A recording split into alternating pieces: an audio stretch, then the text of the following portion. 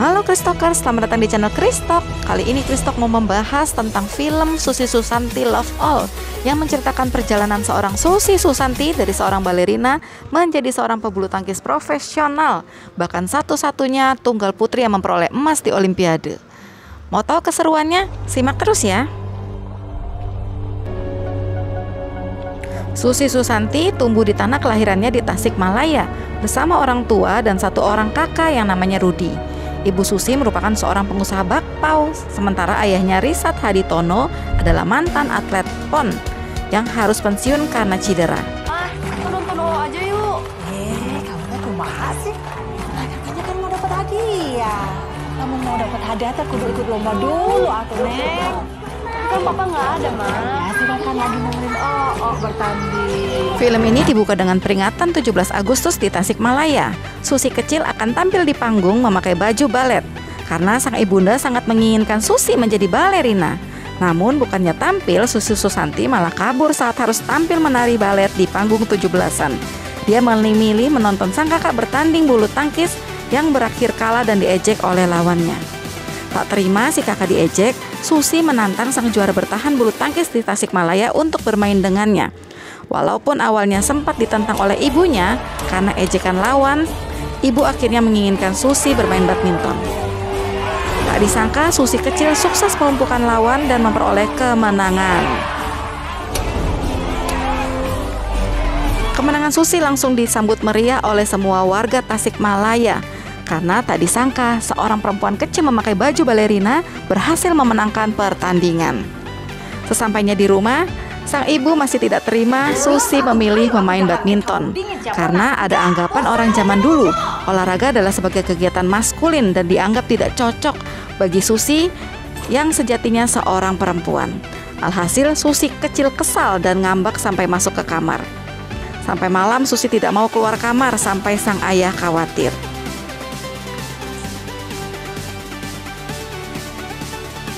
Sang ayah pun menghampiri Susi di kamar. Ternyata Susi sudah tertidur dengan buku hariannya. Melihat buku harian, sang ayah melihat ketertarikan Susi menggambar teknik-teknik badminton dan mulai melihat bakat Susi di dalam badminton.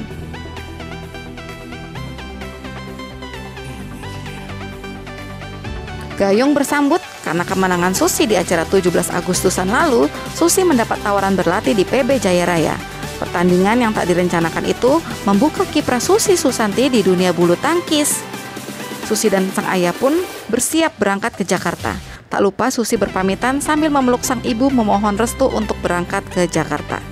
Akhirnya mau tidak mau sang ibu pun mengizinkan Susi untuk berlatih badminton di PB Jaya Raya Jakarta. Susi Susanti dan sang ayah berangkat ke Jakarta dengan menaiki bus umum. Sang ayah banyak bercerita dan memberi motivasi kepada Susi Susanti bahwa sebagai atlet Susi harus punya cinta bahkan kepada lawan. Lalu seorang atlet bisa dibilang sukses jika mampu mengalahkan lawan yang paling tangguh.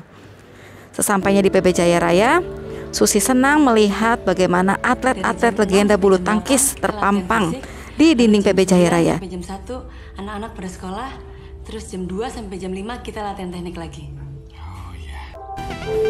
Di PB Jaya Raya sendiri ternyata sedang krisis kemenangan karena banyak pelatih-pelatih yang akhirnya migrasi ke kampung Cina. Akibat kewarganegaraan mereka yang ditolak, mereka juga tidak bisa berbuat apa-apa di Indonesia. Akhirnya banyak pelatih-pelatih hebat yang pulang kampung ke kotanya sendiri.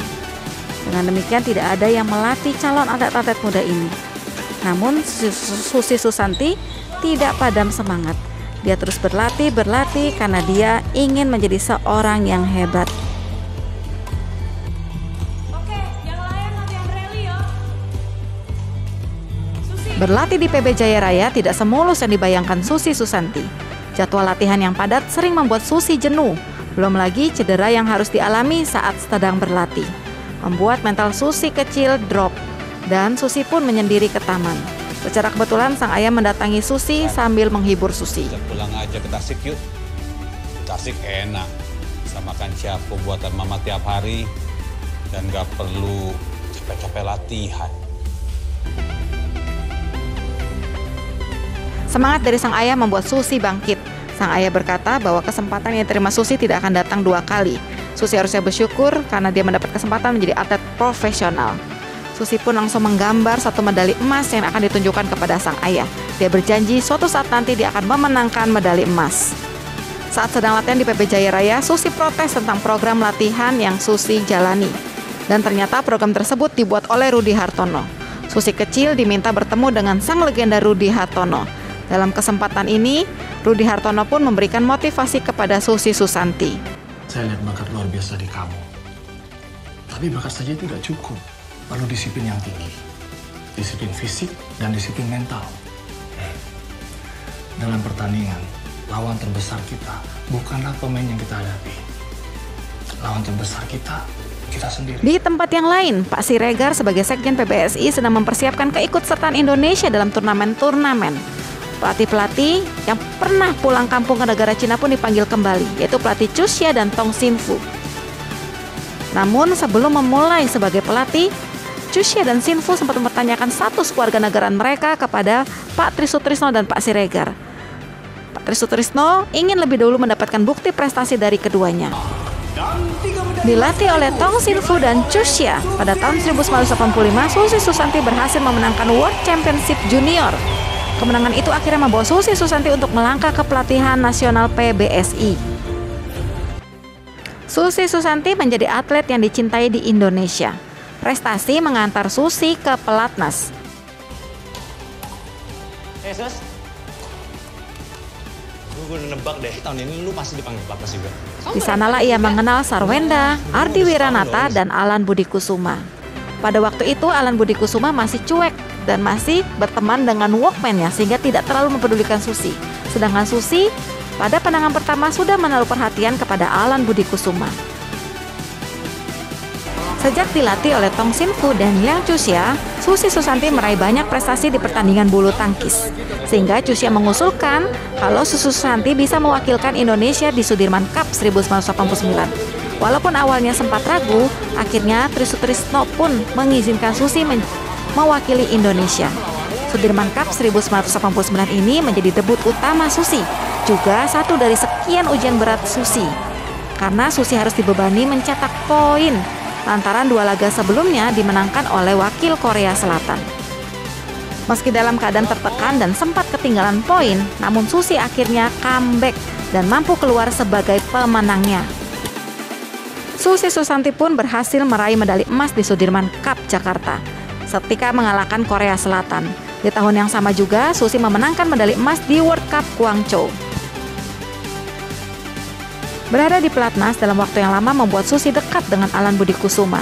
Lewat peristiwa demi peristiwa, Susi pun melabuhkan hatinya kepada Alan Budi Kusuma.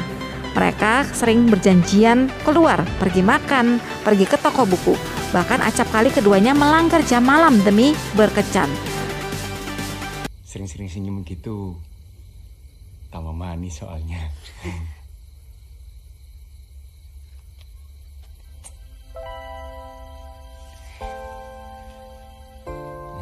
Di tahun 1990, Indonesia mulai bangkit dari keterpurukan, mulai memenangi beberapa turnamen-turnamen penting dengan atlet-atlet mudanya. Persiapan menghadapi Olimpiade Barcelona rampung. Konferensi pers digelar Bapak Wakil Presiden Tri Sutrisno menjawab pertanyaan media seputar kesiapan Olimpiade. Pak Tri Sutrisno dan Pak Siregar pun menjelaskan bahwa Indonesia siap membawa pulang emas karena Bapak Presiden sendiri sudah berpesan cabang bulu tangkis dapat membawa pulang medali emas karena selama ini Indonesia belum pernah membawa pulang emas di Olimpiade. Halo? Susi, kamu adalah ujung tombak daripada negara kita. Seluruh masyarakat Indonesia dan saya pada khususnya menginginkan kamu berhasil bawa pulang emas ya, Susi. Iya, Pak Presiden. Halo? Pak, aku takut. Target membawa pulang medali emas dari cabang olahraga bulu tangkis membuat Susi Susanti tertekan sehingga tidak bisa tidur dan tidak nafsu makan. Susi pun menelepon ayahnya menceritakan apa yang dialaminya. Ayahnya memberikan dorongan nasihat kepada Susi untuk menjinakkan rasa ketakutan, keresahan, dan rasa tidak percaya dirinya. Kemudian, ketakutan ini bisa diubah menjadi keberanian yang terpendam. Karena siap atau tidak siap, Susi harus menghadapi semuanya. Dalam pergolakan batin yang Susi alami, pada akhirnya Susi berhasil tetap tenang, menjaga kesabaran dan fokus kepada target yang ingin dicapainya, yaitu membawa pulang medali emas untuk Indonesia. Susi menenangkan dirinya, tetap fokus dan terus berdoa untuk pertandingan yang akan dihadapi. Walaupun takut, Susi berusaha mengubah energi negatif yang dia alami menjadi energi positif untuk menunjang keberhasilannya bertanding. Walaupun pada set pertama Susi masih terlihat gugup dan kalah 5-11 dari Bang Sohyun, namun pada akhirnya Susi berhasil menjaga kesabaran dan tetap tenang, sehingga poin demi poin dikumpulkannya. Pada set kedua dan set ketiga, Susi berhasil membalikkan keadaan dan berhasil memenangkan pertandingan, sehingga Indonesia Raya bisa berkumandang di Olimpiade 1992. Inilah momen paling bersejarah bagi Indonesia. Pertama kali Indonesia membawa pulang emas.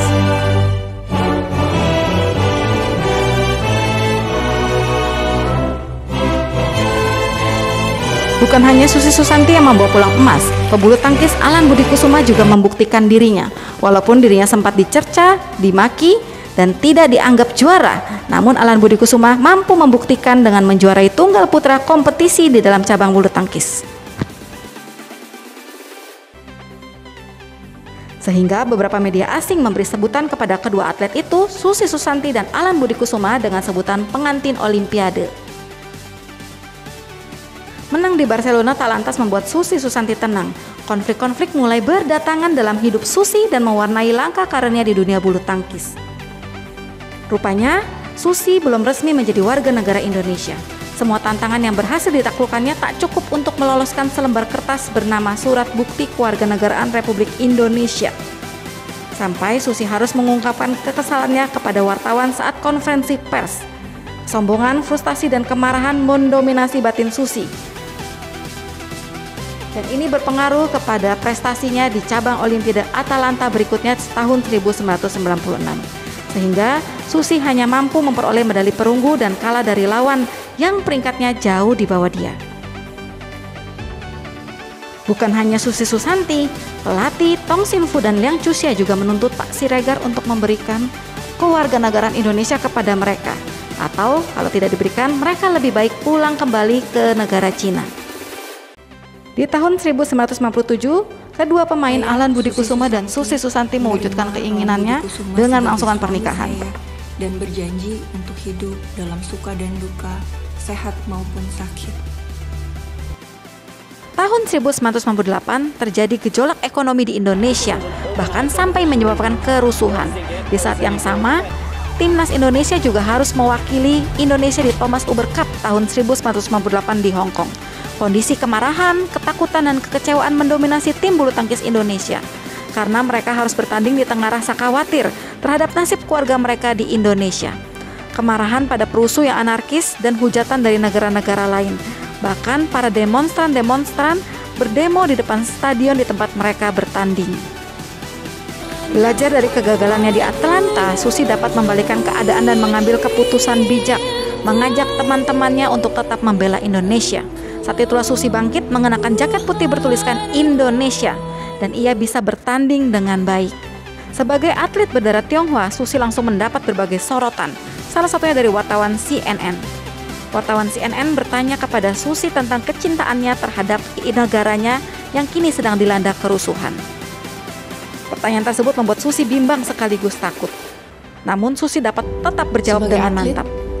Kami hanya terlatih untuk berjuang, untuk menangkis,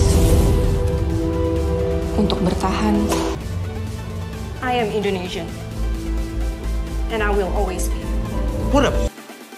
Meski banyak tekanan dari segala arah, para atlet Indonesia tetap berjuang mewakili Indonesia. Indonesia akhirnya meraih juara Piala Thomas pada 24 Mei 1998, mengalahkan musuh bebuyutan Malaysia dengan skor 3-2. Sehari sebelum, sayangnya Susi Susanti dan kawan-kawan gagal mengalahkan Cina di final Piala Uber. Medali emas terbayar sudah. Susi Susanti akhirnya memutuskan gantung raket pada tahun 1998 setelah dinyatakan hamil.